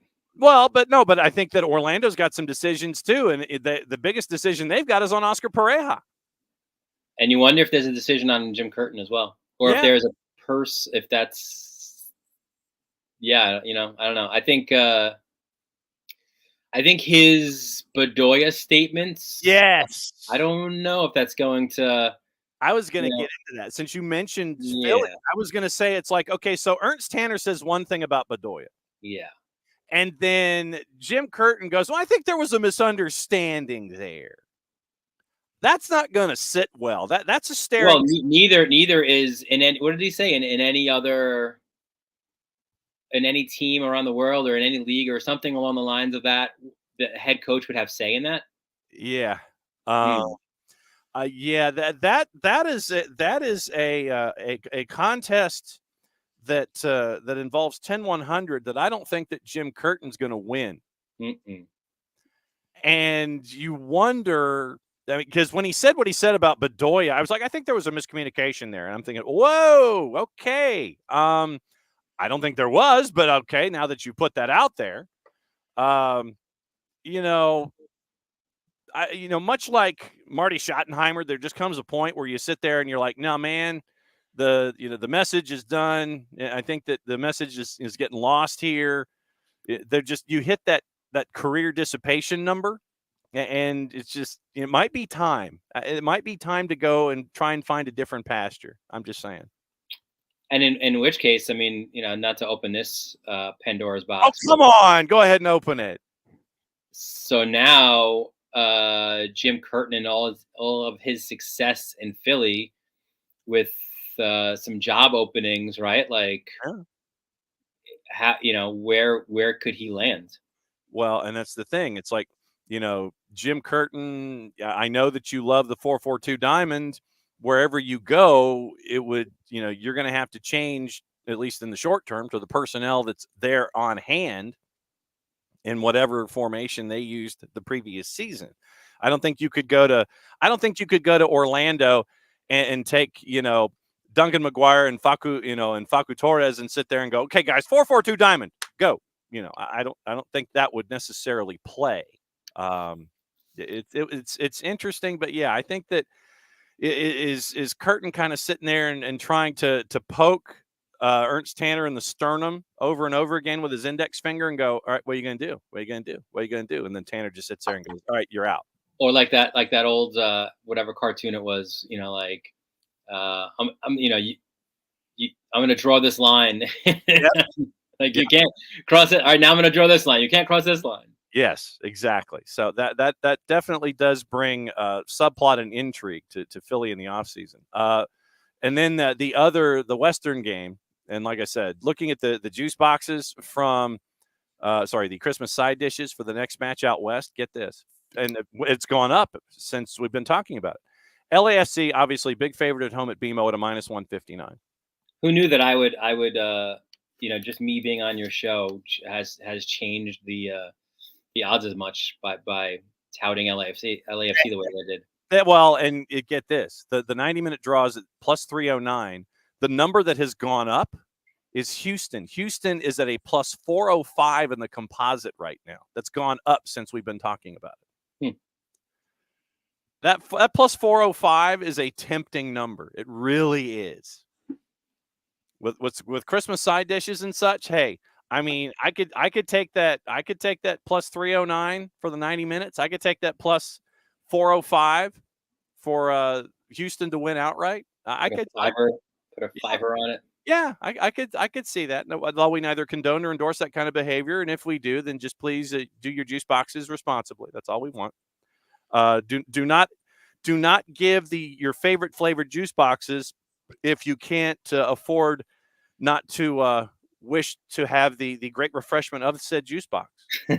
That's the biggest thing, So MLS best 11 before you go. Berkey. Can you get a fullback in there somewhere? Why are fullbacks? First of all, a fullback is never apparently going to be the defender of the year. Yeah. But they've got to at least be part. Like, who runs around with just center backs? Mm-hmm. Like, there's guys in the wings, no? Like, Walker Zimmerman isn't running up and down the left flank. No, he's not. That is true. Tim Parker's not doing that. No. And I love Tim Parker. And how is it that Yeimar Gomez Andrade is a finalist in the award but not mentioned as a best 11 defender? No, that's fair too. And I just think it needs to be. It needs to look more like a team, right? Like, it's just like your best. There's really good fullback, wing backs in his league, and it just feels like that's like the bastard stepchild of, like, you're not quite a number 10, you're not quite a winger who we consider a forward, you're not quite a center back, so you're kind of like out there at the kids' table. At scraps, right? Like, you're over there. You're eating at the kids' table in the kitchen. Yes. Berkey. There were teams that gave up less goals. I mean, you had Gillespie and Andre Blake, who I believe gave up less goals than Berkey did. But yeah, the defenders for me, Miazga, Parker, and Zimmerman. I thought that I would put in Yeimar over Miazga. And yeah, but he was the defender of the year. I know. So my biggest thing once again would be keeper and Yeimar in over Miazga. So that would be, because the rest of it is Lucho Acosta, Thiago Almada, Ache, Mukhtar, Buanga, Yakamakis, and Cucho. I would say just make it like your best roster, like your best 20. What's your game day 18 or something like that? Right. Do something that way. So that would be, like I said, those were my beefs with the best XI, and so that's all I know. I mean, for me, like I said, it's just let's give the fullback, wingback some love. There you go. So what is the latest with you now? Is the calendar is going to turn to December, and we got conference finals this weekend. What's going on with you and varsity and OSDB and MLS soccer? Yeah, I mean, what's good is our basketball coverage really won't ramp up until the new year. So a nice break. I do have an all-star football game to call this Sunday. But that would do it for football, and then basketball. Like I said, we probably won't start until like January 3rd for that. So, so that'd be nice. So yeah, all eyes on MLS and the season wrapping up. And as we know, it's not like we could even say there's going to be an off season, because there really isn't. No, there isn't. With the silly season opening up, and then preseason, and then Champions League or Champions Cup, excuse me. The hemispheric extravaganza, yes. Yeah, so no rest for the weary there, but yeah, I mean, I think since the next time we'll be speaking is previewing MLS Cup, I will say. I will say it'll be, and you know what? Just because I want MLS Cup to be, like, I don't know, you probably won't top last year, but I want it to be as like entertaining as all hell. So I'm gonna go Columbus and LAFC. Okay, I'll go Columbus and Houston. Wouldn't that be fun? Oh, I think that they both would be. I think Columbus and LAFC would be fun. I think you take the over, and I think that Houston's not going to back down from anybody either. So, and I think that the story of Benny Ball working its way through Houston, hopefully it will put a jump charge in that market as well when it comes to doing things. So please make sure that you can find out what's up with your camera, unless it was just shielding us from showing classified information on the show. I don't know what happened. Like, I had it off on a Zoom, but I didn't shut it off like completely. It's always on when I'm jump on with you. I don't know why. I don't know. Because so then, what's your mug for this morning? UEFA suck. No. Grateful for some reason. Okay. Well, yes, no doubt. That's I'm great. grateful. I'm grateful that there's another match day There where the soccer gods will hopefully shine upon Newcastle upon Tyne and allow us to advance in the Champions League. Although the way that this team is it's kind of almost like I don't know if you're a Marvel guy, but it's almost like, you know, when Thanos comes out and like puts the rings on and like, you know, everyone starts to just go to dust. It feels like that's happening with my team, like, with all the injuries that's happening. So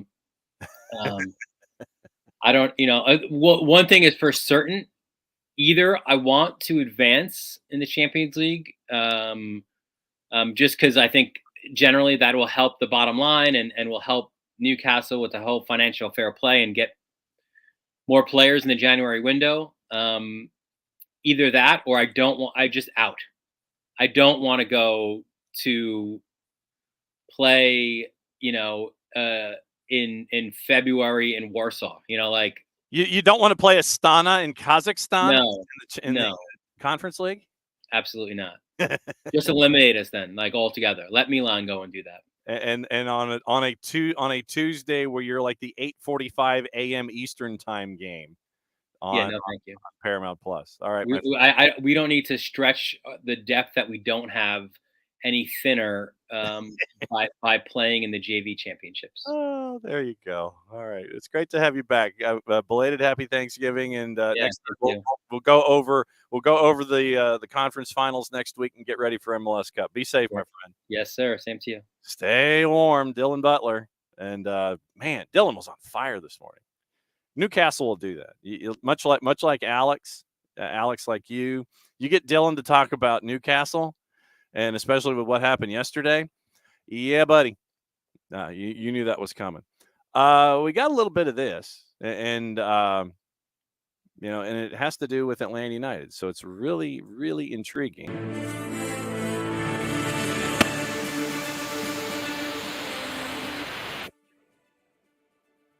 News from the twos. Atlanta United has re-signed Efren Morales. The 19-year-old homegrown defender made 20 starts in MLS Next Pro in 23. Word from the club, signed him to a contract extension through 24 with an option for 25 and an option for 26. Morales finished the 23 season on loan to the Twos, started all 20 of his MLS Next Pro appearances. North of 1,700 minutes, led the team in aerial duel percentage at 69%. On the field for all 5 clean sheets this year. Finished second on the team in passing accuracy at 91.4%. Completed passes, second on the team with completed passes at just under 1,100. 1 goal to his 23 campaign versus Crown Legacy, scored off a set piece crossed by Tyler Wolff. He's been with Atlanta United since the team's inaugural U12 team signed a homegrown deal back in 2020. Professional debut with the Twos on August 16th at Charleston. Scored as a substitute. I remember that one. Man. First pro start came a couple days later in a 2-2 draw against the Miami FC. Morales' 54 professional appearances, all for the Twos, 2 goals. International stage, Morales has earned 6 caps with Bolivia U20, including participating in the CONMEBOL U20 championships earlier this year. Most recently, earned a call-up to join Bolivia's senior national team camp for the first time for the 26 CONMEBOL qualifiers in September. So, Efren Morales, as he continues to grow at the back line as a center back for Atlanta United, he's been signed to a contract extension through 24, option for 25, and an option for 26. So, very cool to see Efra get the opportunity to continue to grow as a center back, and he's going to have some growing to do again this year. But now Efren Morales re-signed by Atlanta United, as we got the chance to see him grow as a center back for Atlanta United. So very, very cool there to see that and to get that news coming up. But all right, so there you go, Ephra. Now you've been signed, and the rest is up to you. Since Dylan was on a roll with Champions League, and I know that the D. Graham has the story from The Guardian. We'll get into that coming up in just a little bit, and we'll take the tour and get everybody all squared away for the day. Going through the results yesterday in Europe in Champions League, and yesterday it was E, F, G, and H were the groups. And so yesterday, Dortmund over Milan by the final of 3-1. Barcelona beat Porto 2-1. Dortmund, by the way, on the road was a plus 263. Atletico Madrid got a bit of an early start against Feyenoord off an own goal. Go on to win that one 3-1 at a plus 174. Manchester City, Julian Alvarez gets the goal to make it 3-2. And they win at home against RB Leipzig. PSG and Newcastle, we talked about that one pretty much all morning for various reasons. 1-1 draw to plus 315.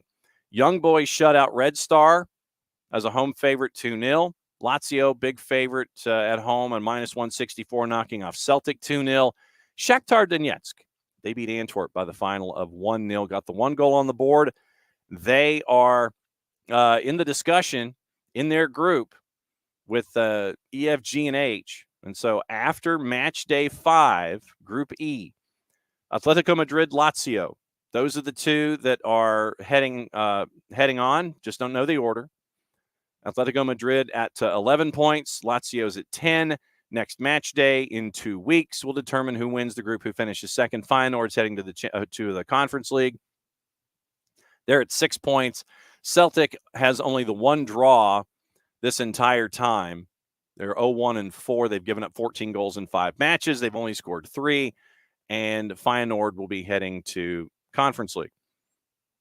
Group F still has a lot of stuff that can be decided, but it's going to take, if you're, as we've been discussing, the Newcastle math, you've got to beat AC Milan on the last match day, and you've got to get some help from the Dortmund PSG match. You're looking for a Dortmund win, and you're looking for you to take care of business against AC Milan. So that's what you're staring at. Dortmund, 10 points. PSG is at 7. Newcastle's at 5. They're ahead of Milan, but once again, it's head-to-head. It's not head-to-head in margins. It's not goal difference. So Newcastle currently is ahead of Milan on goal difference, but that doesn't quite matter. But they are 3rd, and Milan is 4th. Group G, it's Manchester City's. They've run the table, and for the last match day against Red Star, do not be surprised if that squad is rotated. And I mean rotated. Manchester City, 5 for 5, scored 15, given up 5. They're ahead of RB Leipzig by 6 points. Young Boys will be heading to Conference League. They're at 4 points, provided that the matchup against Leipzig might be just a kickabout. So everything in Group G might just be a kickabout in 2 weeks. Manchester City going up against Red Star. Red Star's got 1 point, but if Red Star wins, then you look at the head-to-head against Young Boys and see what happens there. But it looks like Young Boys are heading to Conference League. Group H, Barcelona, 12 points, 4-0-1. Porto and Shakhtar, right now, Porto and Shakhtar, they are tied at 9 points. And Porto won the first match between those two, 3-1. They play each other on the final match day. And it's at Porto. So it looks like Porto, if they take care of business, they will advance. Shakhtar goes to Conference League. They've done really well playing away from home once again for yet another year. The matches today.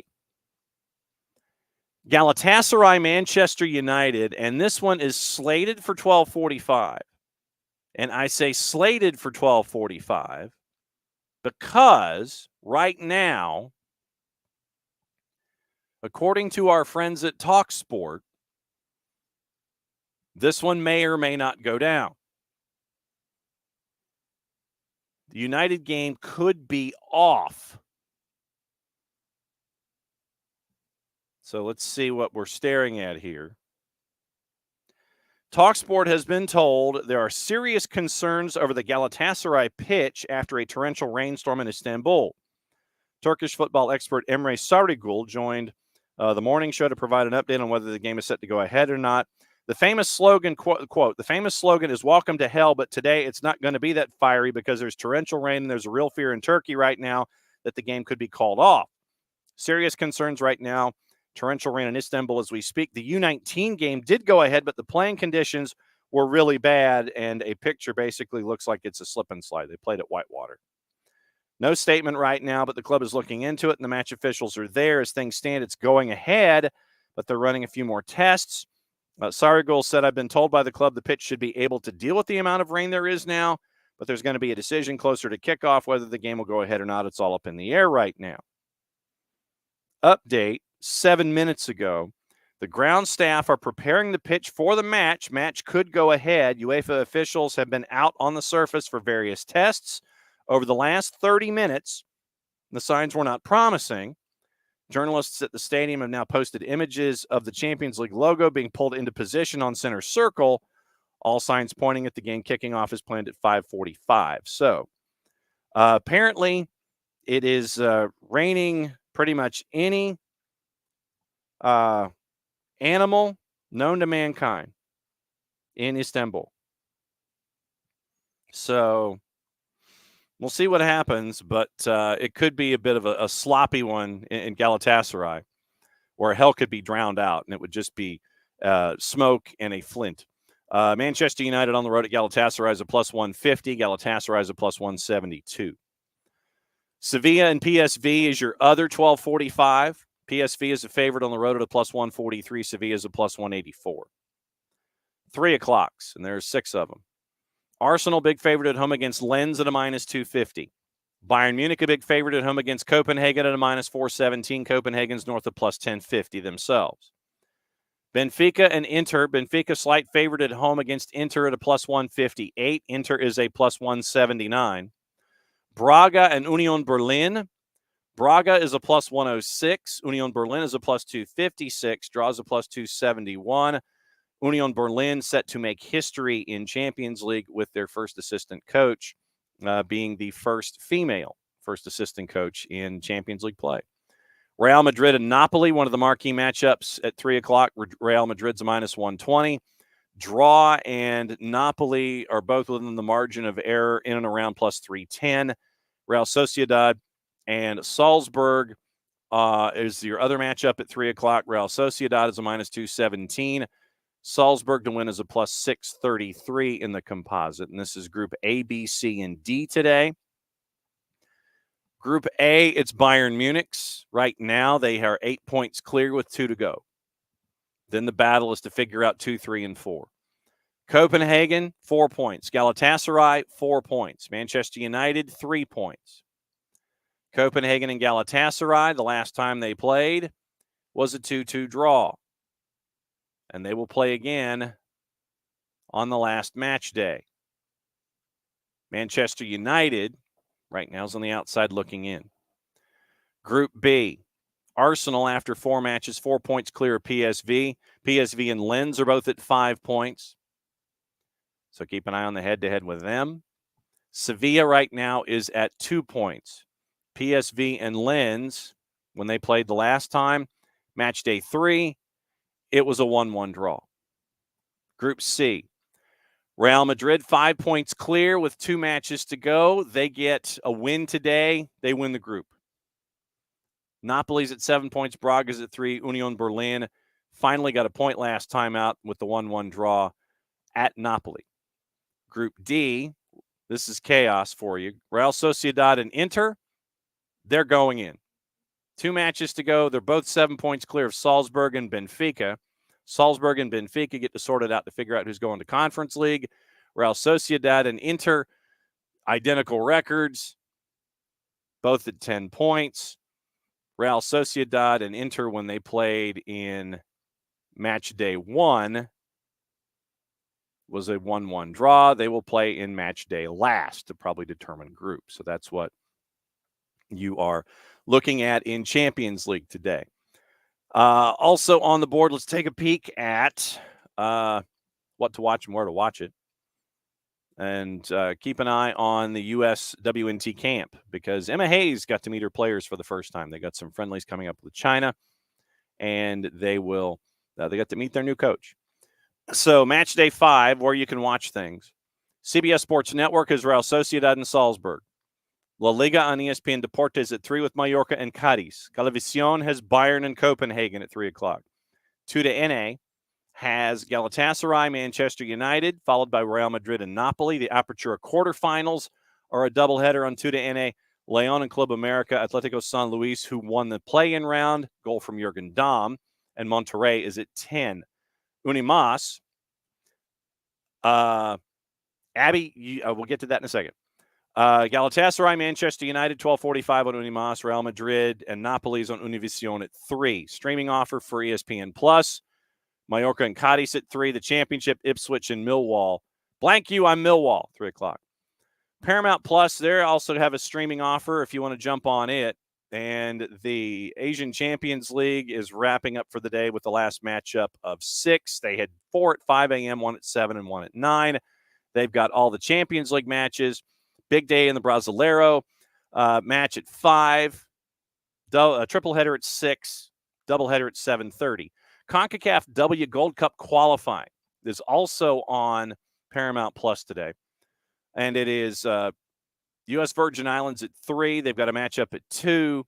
1 at 5. Triple header at 7. Jamaica, Panama, Nicaragua, Honduras, Martinique, and El Salvador. VIX has Champions League and 6 matches in the Brasileiro. The Brasileiro matches that are on Paramount Plus are also on VIX. And Abby, to answer your question, no worries. It is correct. You are absolutely correct in your assessment because of Bart. Bart is now, because of his real job, he is going to be switched to Mondays. So Bart will come on now Mondays at 10:30 to wrap up the weekend, and we'll do reffing down here and anything else going on. So Bart will be now 10:30s Monday. Abby, you're clairvoyant. Long drive south for Alex. Alex won, by the way. 9.5 down, 13 back. You win. That's nasty. That is nasty. So busy day when it comes to your viewing habits. Paramount Plus has a streaming offer. I think if you buy the year, Plus has a streaming offer as well. If you still want to catch up with things like TIC, like CDO, For the Fans, Gold TV, Nuestra Tele, all the BNs, you can go to Fanatis, fntz.co/soccer down here. And you can pick them up, and you can grab all of that other content.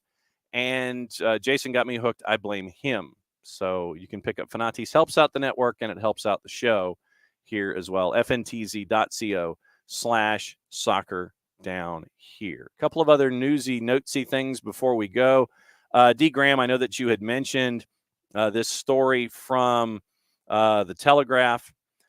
FIFPro survey reveals 22% of FIFA Women's World Cup players from the last time did not have an ECG, and 10% didn't have any pre-tournament medical examination, despite it being mandated by the regulations. And so Tom Gary put that story out, and let me see if I can find it really quickly. Oh, the sin bin thing. I know that we've got to kind of discuss that too. From Tom Gary, National Football Federations have been criticized for not doing their job properly, in quotation marks, after the numbers were released. New survey from FIFPro. 26 of the 32 participating teams highlighted concerns many international women's players not being afforded the same provisions as their male counterparts. 22% had no ECG. 60% of the players added they felt like they lacked mental health support during the tournament. Dr. Alex Colvin, FIFPro head of strategy and research for women's football, described the ECG numbers in particular as, quote, very, very concerning. Colvin added anything that's less than 100% means someone's not doing their job properly. FIFA's regulations set out a medical, and within that, there's a requirement for an ECG, so it's something that we're really pressing for, and it's something we'll continue to collect data on and to push FIFA on, to push their federations on. Once FIFA set out the regulations, it's up to the federation to meet the required regs. Very disappointing those statistics are not at 100%. Prior to the tournament, FIFPro and FIFA negotiated equal conditions for men's and women's players at World Cups, covering everything from accommodation to staff support numbers to transport, including an agreement that all players will fly in business class to and from the World Cup for the first time. However, the survey also found that only 94% of players flew in business class to the tournament, and that dropped further to 80% for return flights home after the campaign. Additionally, a majority of players who responded to the survey also raised concerns about their lack of rest either before or after the campaign. 53% of players saying they felt they did not have enough rest before their first World Cup match, 60% feeling that their post-tournament rest was insufficient.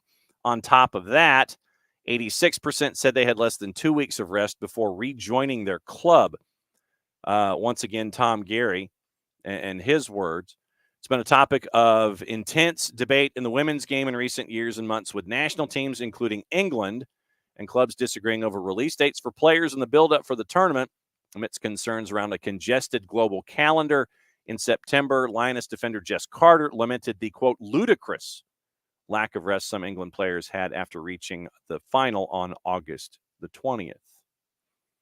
So that's from Tom Gary at the Telegraph. Abby, I don't understand why the Men's World Cup for a long time from now was determined before the women's coming up sooner, and we're down to 3 actual bids. So one of the 4 groups has pulled out, and so now we are down to the final 3, 4 years away from a competition. One is a tri-bid, 3 countries. One is the United States. So we're down to the final 3.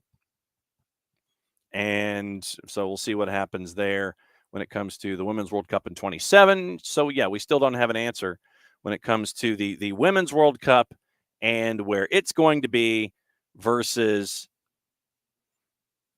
the men who we know until now and like the year 21, 27.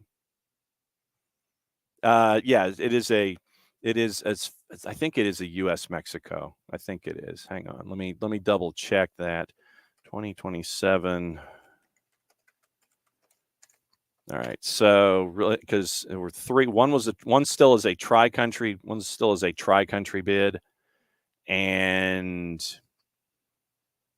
hang on just a second. Hosts to be announced in May of 2024. Belgium, Germany, Netherlands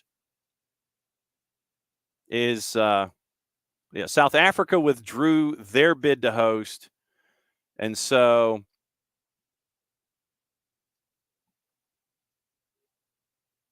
the remaining candidates are a Belgium, Germany, Netherlands bid, one from Brazil, and the joint bid from Mexico and the United States. That's from Reuters. So Belgium, Germany, Netherlands, Brazil, and Mexico and the United States. May 17, 2024 is the FIFA Congress. So whoever gets it, you got 3 years. You got 3 years to figure out your bid. So you tell me who's going to be ready with their infrastructure in a 3-year window. Who's going to be ready in a 3-year window of those 3 countries? So apparently the game is on in Istanbul. So that we do know. That is from our friend Nico Cantor. So Nico Cantor is saying that the game is on in Istanbul at 12:45. So we'll keep an eye on that one. But yeah, if you're interested in slip and slide, then that's probably what you're going to get in slip and slide. Other quick news. Ben Rumsby, Celtic and Lazio facing punishment from UEFA following ugly scenes in their latest Champions League clash that saw the Scottish club's supporters taunted with offensive banners. Home fans at the Stadio Olimpico, so yeah, I guess this is stupidity down here, filmed throwing flares into the away section. Pictures showed one being tossed back. A huge banner unfurled mocking Ireland's Great Famine, signed by Ultras Lazio, which read, "The famine is over, go home, effing potato eaters." Another banner signed by the same group, held up just outside the ground, included a sectarian slur banned in Scotland, stating that the Did the blanking B word take a shower today? The third displayed by a roadside mock the Celtic Boys Club pedophile scandal. That's classy. Classy. Throw the book at him. I'm tired of this crap. History of tensions, both fined after their fans let off flares prior to the 2019 Europa League match at the Stadio Olimpico. October Champions League game between the Parrot Parkhead, Scottish club's own ultras group unfurled a banner that read Anti-Fascist Glasgow Celtic. The display included an upside-down image of the late Benito Mussolini and the words that basically translate into F Lazio. Last week, Celtic was fined by UEFA over pro-Palestine displays led by the Green Brigade during their fixture against Atletico Madrid. Sanctions totaled more than £20,000, as the governing body also took action over fans blocking public passageways and setting off fireworks during the 2-2 draw. Celtic, which has banned the Green Brigade, have been stressing for weeks that political messages and banners are not welcome after Free Palestine and Victory to the Resistance flags were held aloft. Ahead of kickoff, Green Brigade handed out thousands of flags, which were then waved around Celtic Park for the fixture. Whatever. Stupidity down here. You ain't kidding. That's another round of stupidity down here involving UEFA. The sin bin thing is going to take a little bit of time, so we'll probably get into that tomorrow. So yeah, we'll get into sin bin. And let's see what other stories before we go. I think gossip, rumor, and innuendo. Hello. Forgot about that. So gossip, rumor, and innuendo before we go. And players possibly going where, yeah, Abby, I know. 2024 for a 2027. That makes a lot of sense. Not. Agreed. Chelsea prepared to reject Fulham's interest in Armando Broja in January. Arsenal willing to let England goalkeeper Aaron Ramsdale leave at the end of the season, but will not let him go in the January transfer window. Donny van de Beek says he'll make a January move away from Manchester United if he doesn't start playing more games, revealing that a summer move to Real Sociedad fell through. United also hoping to strengthen in 4 positions in January, including in defensive midfield, with concerns over 27-year-old Morocco midfielder Sofiane Amrabat's season so far. Tottenham ready to rival Manchester United and Liverpool for the signing of Nice defender Jean-Claire Todibo. Everton have delayed new contract talks with Sean Dyche because of the uncertainty created by the point deduction. That's from the 4-letter paper. Take the information at your own peril. I would imagine if Everton ended up being relegated anyway, that Dyche would want the challenge of going back up through the championship. Spurs want to sign Jota on loan from Al Ittihad. PSG are ready to sell Hugo Ekitike in January. Newcastle, West Ham, Crystal Palace, among a number of Premier League sides to have previously expressed an interest in the striker. That's the 3-letter paper. Take the information at your own peril. Rafa Varane and Mason Mount are among the Manchester United players at risk of being replaced. From The Guardian, Bayern Munich have discussed the possibility of signing Varane, but do not think that a deal is realistic. That's from Sky Germany. Spurs interested in Blackburn Rovers midfielder Adam Wharton, who is all of 19. Ukraine and Chelsea striker Mikhailo Mudryk wants the club to sign his former Shakhtar teammate Georgi Sudakov in the January window, with the two having a partnership during their time together in Ukraine. That's from Gazzetta dello Sport. England U17 forward Mason Kocher has been training with Arsenal's first-team squad after leaving Sunderland, but the Gunners face competition from Rangers for the 17-year-old signature. Manchester United interested in 29-year-old Lazio keeper Ivan Provedel, but the Serie A club will only sell him for £30 million. Timo Werner prepared to stay at RB Leipzig and fight for his place in the side rather than move to Manchester United in January. Chelsea do not have an agreement in place, according to Fabrizio Romano, with Corinthians for 18-year-old midfielder Gabriel Moscardo, and a move for the Brazilian is not imminent. PSG and a number of other Premier League clubs keen on Moscardo, with Corinthians holding out for a deal worth £26 million. Get Valentin Barco. Go to Boca and get Valentin Barco. Borussia Dortmund winger Daniel Malin, 24, remains a key target for Liverpool, with Jurgen Klopp a big admirer of the Netherlands international. Arsenal considering a January move for Slovenian RB Leipzig forward Benjamin Sesko, and Real Betis have not given up hope of persuading Argentina midfielder Guido Rodriguez to reject Manchester United and Barca and stay with the Seville club. Yeah, Abby, we talked about Efren Morales at about 10:30, and it'll be a year for Efra to sit and prove it. So we'll see what happens. So we'll see what happens there with Efren Morales. That is your gossip, rumor, and innuendo, and that is another show. So once again, thanks to Dylan Butler for joining us and venting his spleen about his beloved Newcastle. Thanks to all of you guys as we went through the issues of the day. I imagine we'll have issues again tomorrow, and so we'll see. Yeah, and we're all waiting on contracts all around Major League Soccer and Atlanta United. So this is when the fun starts. We know that some folks might be heading out the door. Maybe you bring some in. We'll keep an eye on what it looks like when it comes to all of these teams with all the decisions that have to be made in short order. So thanks to Dylan. Thanks to y'all. Thanks for the great discussion as always. And the discussion on whether or not Die Hard and Gremlins are Christmas movies. That's the kind of Wall Pass Wednesday we like to have around here. So for everybody here, tomorrow, Nico Moreno joining at 10:30. And we will discuss what's on Nico's mind after Seattle got bumped out of the playoffs. And we'll discuss everything Major League Soccer with Nico going forward. It'll be a fun discussion at 10:30. And yes, Bart and Roughing Down here moves to Mondays at 10:30 because he actually has to go into work for some days of the week. So Mondays at 10:30 are now Bart. Nico Moreno, 10:30 tomorrow. And we'll continue our talks. Enjoy your Champions League. If you want to see a slip and slide, go watch Galatasaray Manchester United at 12:45. It should be a sloppy slugfest coming up in short order. 8 matches, a very, very busy day when it comes to watching soccer. So on a day that's as cold as this, frankly, stay inside and get the fireplace going, get all your decorations going, and make sure that everything is heading in the right direction. Because in Office HD, we're already starting, thanks to the boss. See? Red fire truck right there. So for everybody here at SDH, thanks for hanging out with us once again. And have a great hump day, everybody. Go have a good Wall Pass Wednesday. And Mucho Platiel, play it safe since it's the end of the show. That means I get to do this. We'll do it again, 9:05 tomorrow morning. Promise. Bye.